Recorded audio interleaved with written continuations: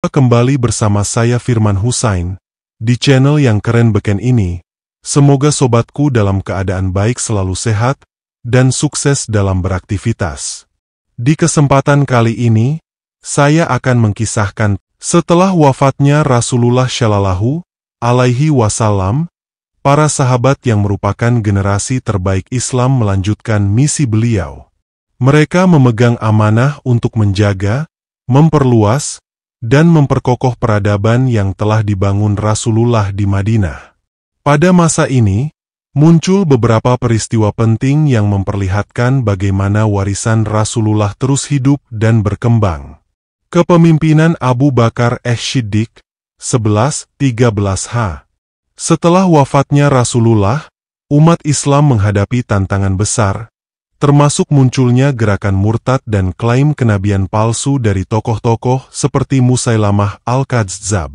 Abu Bakar As-Siddiq radhiyallahu anhu terpilih sebagai khalifah pertama melalui musyawarah para sahabat. Masa kepemimpinannya menjadi fase konsolidasi umat Islam. 1. Menghadapi gerakan murtad dan nabi palsu. Dengan ketegasan, Abu Bakar memerintahkan penumpasan gerakan murtad dan nabi palsu.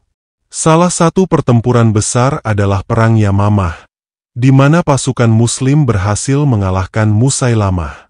2. Kompilasi Al-Quran. Karena banyak penghafal Al-Quran yang gugur di Perang Yamamah, Abu Bakar atas saran Umar bin Khattab memulai proses pengumpulan Al-Quran dalam bentuk mushaf. Ini menjadi salah satu pencapaian terbesar dalam sejarah Islam. 3. Ekspedisi militer. Abu Bakar melanjutkan misi Rasulullah dengan mengirimkan pasukan ke wilayah-wilayah yang berada di bawah kekuasaan Romawi dan Persia, sebagai bagian dari penyebaran Islam. Kepemimpinan Umar bin Khattab, 13-23h. Setelah Abu Bakar wafat, Umar bin Khattab radhiyallahu anhu diangkat menjadi khalifah. Di bawah kepemimpinannya, Islam berkembang menjadi kekuatan global yang mencakup wilayah-wilayah besar di luar Jazirah Arab. Reformasi dan perluasan wilayah. 1. Kehidupan yang sederhana. Umar dikenal dengan gaya hidupnya yang sangat sederhana meskipun memimpin kekhalifahan yang luas. Beliau berjalan sendiri di malam hari untuk memastikan rakyatnya hidup sejahtera. 2. Sistem pemerintahan yang terorganisir. Umar menciptakan banyak inovasi dalam administrasi negara, seperti membentuk lembaga Baitul Mal, perbendaharaan negara, mengatur sistem pajak dan distribusi zakat, membuat kalender Hijriah sebagai sistem penanggalan resmi umat Islam. 3. Perluasan wilayah. Di bawah Umar, wilayah Islam meluas hingga mencakup Persia, Mesir, Syam, dan sebagian besar wilayah Kekaisaran Romawi Timur. Perluasan ini dilakukan dengan keadilan, sehingga banyak penduduk yang memilih masuk Islam karena melihat keindahan ajaran Islam. 4. Keadilan hukum. Umar terkenal dengan penegakan hukum yang tegas tanpa pandang bulu. Dalam kepemimpinannya, semua orang, baik Muslim maupun non-Muslim, mendapat perlakuan adil di bawah hukum Islam. Kepemimpinan Utsman bin Affan, 23-35h. Setelah Umar wafat, Utsman bin Affan radhiyallahu anhu terpilih menjadi khalifah. Utsman adalah sahabat yang dikenal karena kedermawanannya. Masa kepemimpinannya ditandai dengan stabilitas awal, tetapi di akhir masa kepemimpinannya muncul fitnah yang memecah belah umat. Kontribusi Utsman. 1. Kodifikasi Al-Quran. Utsman memerintahkan penyalinan mushaf Al-Quran dan menyebarkannya ke berbagai wilayah Islam untuk mencegah perbedaan dalam pembacaan. Mushaf Utsmani ini menjadi standar yang digunakan hingga saat ini. 2. Perluasan wilayah dan infrastruktur. Wilayah kekhalifahan Islam semakin luas, meliputi Afrika Utara dan Asia Tengah. Utsman juga memperkuat angkatan laut Muslim, memungkinkan Islam untuk berkembang ke Mediterania. 3. Kemunculan fitnah. Pada akhir masa kepemimpinannya, Utsman menghadapi protes dari kelompok-kelompok tertentu. Konflik internal ini berakhir dengan terbunuhnya Utsman, yang menjadi awal dari fitnah besar dalam sejarah Islam. Kepemimpinan Ali bin Abi Thalib, 35–40H. Setelah wafatnya Utsman, Ali bin Abi Thalib radhiyallahu anhu diangkat menjadi khalifah. Masa kepemimpinannya diwarnai dengan fitnah dan perpecahan di kalangan umat Islam. Konflik internal. 1. Perang Jamal dan Perang Siffin. Ali menghadapi tantangan besar dari beberapa kelompok, termasuk Aisyah, Talhah, dan Zubair dalam Perang Jamal, serta Muawiyah dalam Perang Siffin. Meskipun niat para pihak ini baik, konflik ini menunjukkan perbedaan pandangan yang semakin tajam di antara umat Islam. 2. Kemunculan Khawarij. Dalam masa kepemimpinan Ali, muncul kelompok Khawarij yang menentangnya. Kelompok ini menjadi ancaman bagi persatuan umat Islam. 3. Terbunuhnya Ali. Ali akhirnya dibunuh oleh seorang Khawarij bernama Abdurrahman bin Muljam. Wafatnya Ali mengakhiri masa Khulafaur Rasyidin dan membuka jalan bagi dinasti Umayyah. Warisan peradaban yang mendunia. Masa Khulafaur Rasyidin menjadi contoh nyata bagaimana warisan Rasulullah diterapkan dalam pemerintahan. Berikut adalah beberapa warisan besar dari masa ini. 1. Pemerintahan berbasis keadilan dan syura. Sistem syura, musyawarah, menjadi landasan utama dalam pengambilan keputusan yang memberikan suara kepada para sahabat dan umat Islam. 2. Penyebaran Islam ke seluruh dunia. Dalam waktu kurang dari 50 tahun setelah wafatnya Rasulullah, Islam telah menyebar ke 3 benua, Asia, Afrika, dan Eropa. 3. Ilmu pengetahuan dan inovasi. Madinah menjadi pusat intelektual yang melahirkan para ulama, ahli hukum, dan pemikir yang meletakkan dasar-dasar ilmu pengetahuan Islam. 4. Persatuan umat. Meskipun ada konflik, persatuan umat tetap menjadi tujuan utama. Sistem zakat, wakaf, dan pendidikan Islam menjadi alat untuk menjaga solidaritas umat. Menuju peradaban global baldatun thayyibatun wa rabbun ghafur. Islam yang dimulai dari Madinah terus berkembang menjadi peradaban besar yang membawa rahmat bagi seluruh dunia. Dengan nilai-nilai keadilan, kemanusiaan, dan spiritualitas, Islam memberikan kontribusi besar dalam membangun dunia yang lebih baik. Di era modern, umat Islam diingatkan untuk kembali mengambil inspirasi dari masa Rasulullah dan Khulafaur Rasyidin, agar dapat mewujudkan visi baldatun thayyibatun wa rabbun ghafur di masa kini dan mendatang. Setelah masa Khulafaur Rasyidin berakhir dengan wafatnya Ali bin Abi Thalib radhiyallahu anhu, kekhalifahan Islam memasuki fase baru di bawah dinasti Umayyah, 41–132 Hijriah, 661–750 Masehi. Masa ini ditandai dengan perluasan wilayah kekuasaan yang sangat besar, menjadikan Islam sebagai peradaban global yang memengaruhi 3 benua, Asia, Afrika, dan Eropa. Pendiri dinasti Umayyah adalah Muawiyah bin Abu Sufyan radhiyallahu anhu. Beliau diangkat menjadi khalifah setelah perjanjian damai dengan Hasan bin Ali, putra Ali bin Abi Thalib. Perjanjian ini berhasil mengakhiri konflik internal umat Islam yang dikenal sebagai fitnah kubra, fitnah besar, dan membuka jalan bagi stabilitas pemerintahan. Sahabatku, inilah beberapa kebijakan yang dilakukan oleh Muawiyah. Pemindahan ibu kota ke Damaskus.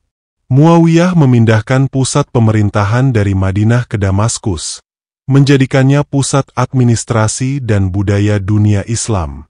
Penyusunan administrasi yang terorganisir.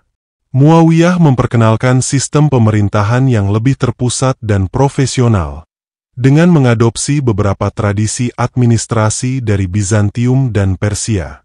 Ekspansi wilayah.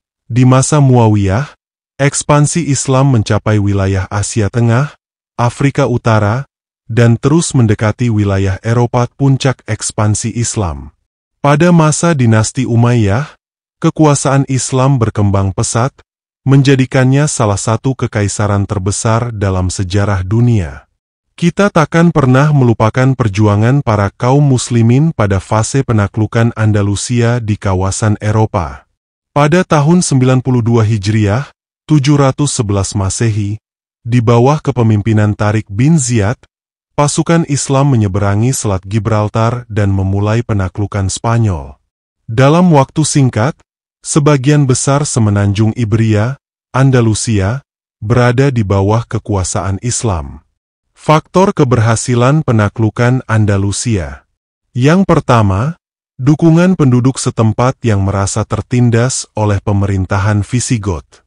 Yang selanjutnya, strategi militer yang cerdas dan inovatif.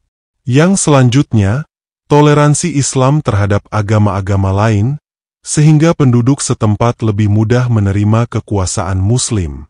Dan kaum Muslimin pun terus melakukan ekspansi dakwah ke timur, Asia Tengah dan India. Di wilayah timur, dinasti Umayyah berhasil menaklukkan banyak daerah di Asia Tengah dan sebagian India, termasuk wilayah Sindh di bawah kepemimpinan Muhammad bin Qasim. Penaklukan ini membuka jalan bagi penyebaran Islam di anak benua India. Kemajuan peradaban di bawah dinasti Umayyah. Dinasti Umayyah tidak hanya fokus pada ekspansi militer, tetapi juga mengembangkan peradaban Islam dalam berbagai bidang. Arsitektur dan seni. Salah satu warisan terbesar dinasti Umayyah adalah pembangunan Masjid Umayyah di Damaskus, yang menjadi simbol kejayaan Islam. Selain itu, banyak masjid dan infrastruktur lainnya dibangun di seluruh wilayah kekuasaan Islam. Administrasi dan sistem keuangan. Dinasti Umayyah menciptakan sistem administrasi yang efisien, termasuk pencetakan mata uang Islam pertama yang independen dari pengaruh Bizantium. Yang selanjutnya, toleransi dan pluralisme. Meskipun mayoritas penduduk wilayah taklukan bukan Muslim, dinasti Umayyah memberlakukan kebijakan yang adil terhadap non-Muslim, yang disebut Ahludz Zimmah. Mereka diberikan perlindungan asalkan membayar pajak jizyah. Kelemahan dinasti Umayyah dan kemunculan dinasti Abbasiyah. Meskipun mencapai puncak kejayaan, dinasti Umayyah juga menghadapi berbagai tantangan yang akhirnya melemahkan kekuasaannya. Yang selanjutnya, kesenjangan sosial. Ketidakpuasan muncul di kalangan masyarakat non-Arab Muslim, Mawali, yang merasa kurang mendapatkan hak yang sama dengan kaum Arab. Kemudian perselisihan internal. Beberapa wilayah yang jauh dari pusat pemerintahan mulai menunjukkan tanda-tanda perpecahan, termasuk pemberontakan di wilayah Persia dan Afrika Utara. Berikutnya, kemunculan oposisi Abbasiyah. Keturunan Abbas, paman Rasulullah, memimpin gerakan revolusi yang mendapatkan dukungan besar dari kaum Mawali dan masyarakat Persia. Pada tahun 750 M, dinasti Umayyah runtuh setelah kekalahan mereka di Perang Zab, dan dinasti Abbasiyah mengambil alih kekhalifahan. Penyebaran Islam ke Eropa dan Asia Tenggara. Yang pertama, Islam di Eropa. Di bawah dinasti Umayyah, Islam tidak hanya berkembang di Spanyol, tetapi juga mencoba masuk ke wilayah Prancis Selatan. Namun, ekspansi ini dihentikan dalam pertempuran Tours, 732 M, oleh pasukan Frank yang dipimpin Charles Martel. Kemudian Slam di Asia Tenggara. Meskipun dinasti Umayyah tidak secara langsung menyebarkan Islam ke Asia Tenggara, perdagangan Muslim yang berkembang selama masa mereka membuka jalan bagi masuknya Islam ke wilayah Nusantara pada abad berikutnya. Menuju peradaban Baldatun Thayyibatun wa Rabbun Ghafur. Dinasti Umayyah memainkan peran besar dalam membentuk dasar peradaban Islam yang global. Dengan wilayah yang luas dan beragam, dinasti Umayyah menunjukkan bagaimana Islam mampu menjadi kekuatan pemersatu di tengah perbedaan budaya, etnis, dan agama. Meskipun dinasti ini akhirnya runtuh, warisan mereka dalam bidang politik, administrasi, seni, dan budaya tetap hidup dan menjadi inspirasi bagi generasi-generasi berikutnya. Sahabat inspiratifku yang berbahagia, mari kita simak kembali bersama-sama berikut ini. Setelah runtuhnya dinasti Umayyah pada tahun 750 dinasti Abbasiyah mengambil alih kekuasaan. Dinasti ini membawa peradaban Islam ke puncak kejayaannya, dikenal sebagai zaman keemasan Islam, Golden Age of Islam. Ibu kota kekhalifahan dipindahkan ke Baghdad, yang menjadi pusat ilmu pengetahuan, budaya, dan perdagangan dunia selama berabad-abad. Awal berdirinya dinasti Abbasiyah, 132-656 H, 750-1258 M.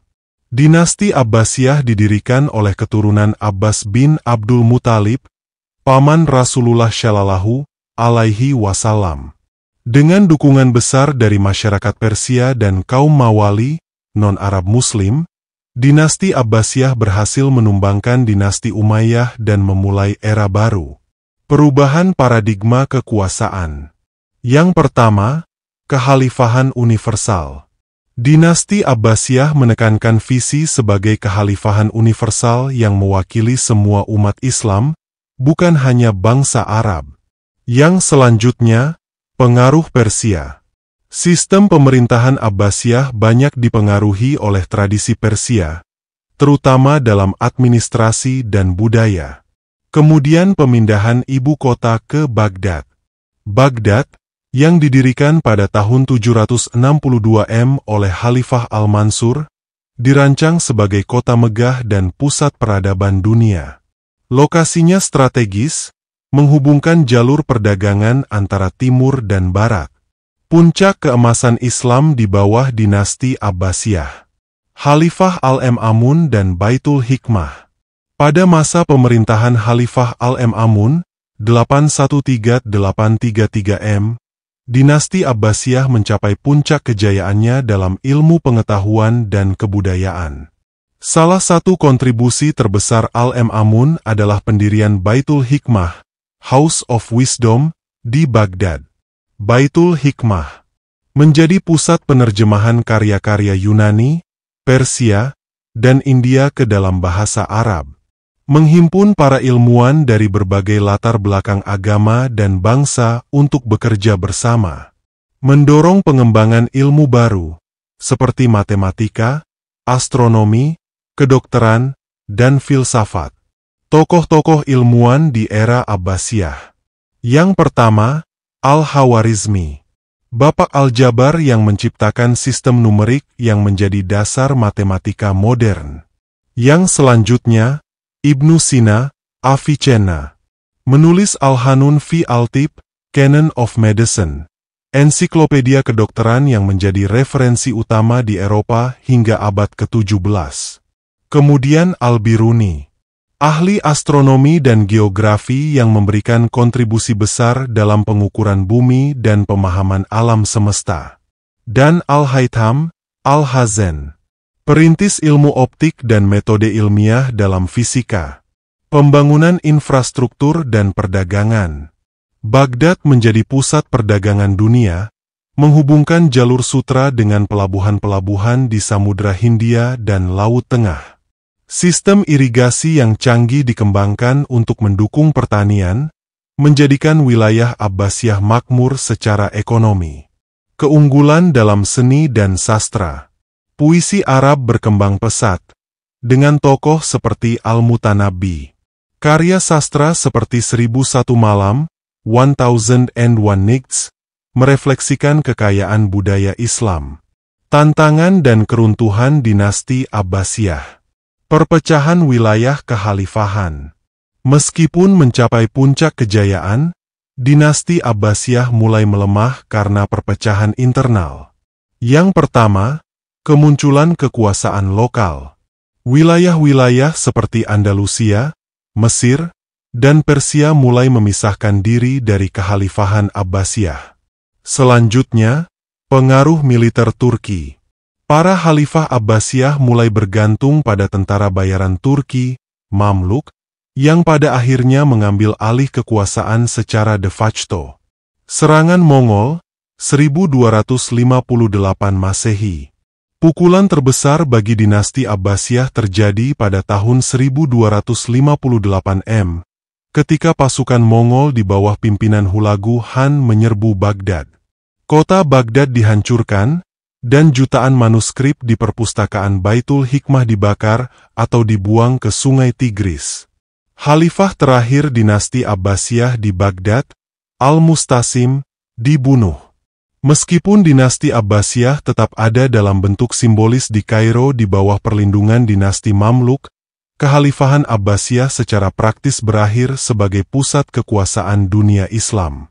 Warisan keemasan Islam. Meskipun runtuh, warisan dinasti Abbasiyah terus hidup dan memengaruhi peradaban dunia hingga hari ini. Yang pertama, ilmu pengetahuan. Banyak karya ilmuwan Muslim diterjemahkan ke dalam bahasa Latin dan menjadi dasar bagi Renaissance di Eropa. Selanjutnya, sistem pemerintahan dan hukum. Model pemerintahan yang adil dan berorientasi pada rakyat menjadi inspirasi bagi banyak sistem modern. Kemudian perdagangan global. Jaringan perdagangan yang dibangun di era Abbasiyah menjadi dasar bagi ekonomi global modern. Dan seni dan arsitektur. Gaya arsitektur Islam, seperti masjid dengan kubah besar dan menara, menjadi inspirasi bagi banyak bangunan di dunia. Penutup bagian ke-6, cahaya yang tak pernah padam. Dinasti Abbasiyah membuktikan bahwa Islam bukan hanya agama, tetapi juga peradaban yang mampu mengangkat martabat manusia melalui ilmu pengetahuan, keadilan, dan budaya. Meskipun serangan Mongol mengakhiri kekuasaan mereka, semangat zaman keemasan Islam tetap hidup dalam jiwa umat Muslim, menjadi inspirasi untuk membangun peradaban yang lebih baik di masa depan. Mari kita simak kembali pemaparan kisahnya berikut ini. Setelah penaklukan Andalusia oleh Tariq bin Ziyad pada tahun 92 711 M, wilayah ini menjadi salah satu pusat peradaban Islam yang paling maju. Di bawah pemerintahan dinasti Umayyah di Cordoba, Andalusia menjadi tempat di mana Islam, Kristen, dan Yahudi hidup berdampingan, menciptakan masyarakat multikultural yang kaya akan pengetahuan, seni, dan toleransi. Awal mula kebangkitan kejayaan Islam di Andalusia. Setelah berhasil menguasai semenanjung Iberia, pemerintahan Islam di Andalusia didirikan oleh dinasti Umayyah cabang Andalusia yang dipimpin oleh Abdurrahman I pada tahun 138 756 M. Meskipun terpisah dari kekhalifahan Abbasiyah di Baghdad, Andalusia berkembang sebagai kekhalifahan yang independen dan makmur. Pusat ilmu pengetahuan dan kebudayaan. Yang pertama, Cordoba sebagai ibu kota peradaban. Cordoba menjadi salah satu kota terbesar dan paling maju di dunia pada masa itu, dengan populasi lebih dari 500.000 jiwa. Kota ini dikenal karena infrastrukturnya yang modern, termasuk jalan-jalan beraspal, penerangan jalan, pemandian umum, dan sistem air bersih. Selanjutnya, perpustakaan dan lembaga pendidikan. Perpustakaan Cordoba memiliki ratusan ribu manuskrip, menjadikannya salah satu perpustakaan terbesar di dunia. Universitas dan madrasah di Andalusia menjadi pusat pembelajaran, menarik pelajar dari seluruh Eropa dan dunia Muslim. Pembangunan arsitektur megah. Salah satu simbol kejayaan Islam di Andalusia adalah pembangunan Masjid Cordoba, Mezquita, yang merupakan perpaduan arsitektur Islam dan Romawi. Masjid ini menjadi tempat ibadah sekaligus pusat ilmu pengetahuan. Kontribusi ilmu pengetahuan Islam di Andalusia. Andalusia menjadi jembatan antara peradaban timur dan barat, di mana ilmu pengetahuan Islam diterjemahkan dan dikembangkan lebih lanjut sebelum disebarkan ke Eropa. Tokoh-tokoh besar Andalusia. Yang pertama, Ibnu Rushd, Averroes. Filsuf, dokter, dan ahli hukum yang menulis komentar atas karya-karya Aristoteles. Pemikirannya menjadi dasar filsafat sekuler di Eropa. Selanjutnya Al-Zahrawi, Abul Chasis. Bapak ilmu bedah modern yang menulis Et-Tasrif, ensiklopedia kedokteran yang digunakan di Eropa selama berabad-abad. Kemudian, Ibnu Tufail. Penulis novel filsafat pertama di dunia, Hayy bin Yaqzan, yang menggambarkan perjalanan intelektual dan spiritual manusia. Kemudian Ibnu Bajjah, Afem Pach. Filsuf dan ilmuwan yang mempelopori gagasan tentang hubungan antara logika dan ilmu pengetahuan. Sumbangan Andalusia dalam berbagai bidang. Yang pertama, astronomi. Observatorium di Andalusia menghasilkan peta bintang yang akurat dan inovasi dalam alat-alat astronomi seperti astrolabe. Selanjutnya, matematika. Ilmuwan Andalusia menyebarkan konsep aljabar dan angka desimal ke Eropa. Kemudian agronomi dan irigasi. Teknik pertanian canggih diperkenalkan, termasuk irigasi dan rotasi tanaman, yang meningkatkan produktivitas pangan. Dan musik dan seni. Andalusia menjadi pusat perkembangan musik klasik Islam, yang memengaruhi musik Spanyol, termasuk flamenco, terbangunnya sistem toleransi dan kehidupan multikultural. Sistem atau model kehidupan bersama. Di Andalusia, Islam, Kristen, dan Yahudi hidup berdampingan dalam suasana toleransi yang disebut La Convivencia. Yang pertama, penghormatan terhadap non-Muslim. Non-Muslim diberikan kebebasan beragama di bawah status Ahludz Zimmah. Mereka memainkan peran penting dalam pemerintahan, ilmu pengetahuan, dan ekonomi. Yang selanjutnya, pengaruh Yahudi Andalusia.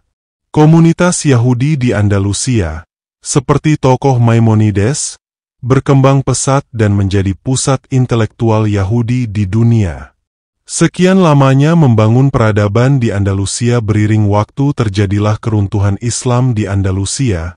Hal ini bagian dari fase perjalanan sejarah kaum muslimin.